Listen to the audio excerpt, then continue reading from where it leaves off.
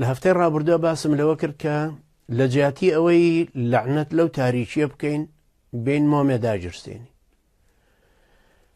وتمان بە تەئکید تاوانەکان پێویستە هەمووی تۆمار بکەین، ئەرشیفیان بکەین، تاوانبارەکان دیاری بکەین، حاڵەتەکان هەمووی بە دوکۆمنت هەمووی بنووسرێتەوە تاکو ڕۆژە لە ڕۆژان لە دادگایەکی شەرعی شەعبیە هێنرێتەوە پێشەوە، تاوانبارانیش محامیشیانە بە کە دیفاع لە خۆیان بکەن.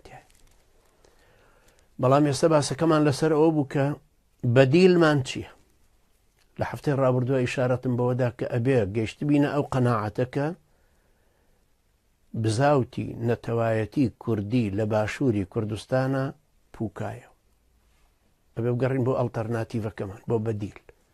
و ئێمە ئەهلی ئیسلامیش بەدیلێکی غەیری ئیسلاممان بە هیچ شێوەیەک نییە.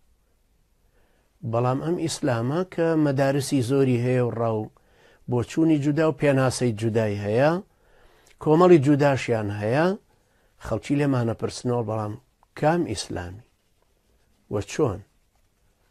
لە سەرەتاشەوە هەموو لایەک دڵنیاکەمەوە کە ئێمە باوەڕمان بەوە نییە یەک ئیسلامی لەگەڵمانە پێ بنێتە کارەوە کە بەشداری پەرلەمان و حکومەتیانی کوردستانی کردووە یەک لە دوای یەک لە حکومەتی یەکەمی فوئاد مەعسوومەوە، پەرلەمانی دەورەی یەکەم خولی یەکەمی، هەتاکو ئێستا و شکست و پەکخستنەکەی.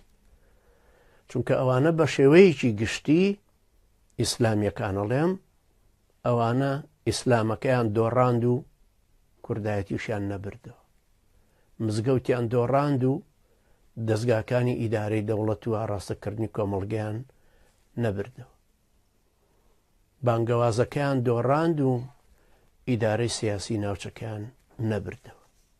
لەبەرەوە ئەوە پێویست ناکات لەگەڵمانە بکەونە ڕێمە زۆر جارەواڵینەوە ئەڵێن ئەوان چڵکن بوون، نامانە ئێمەش چڵکنکەن.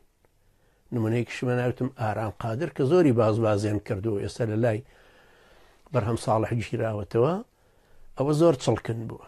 هی ئەوە نییە بێتن توخنی ئێمە بکەوێتەوە هەتاکو چڵکنمان نەکە. ئێمە نامانەوێ بەو کەرتەشیانە، بەو لە تەبلۆکانە، بەو خشتە ڕزیوانە، بەو کەرپوچە پووکاوانە بیناسازی ئومەتێک و دەوڵەتێک بکەین، چونکە ئەوانە زۆر لە بەنی ئیسرائیل خراپتریان لێ هاتوو.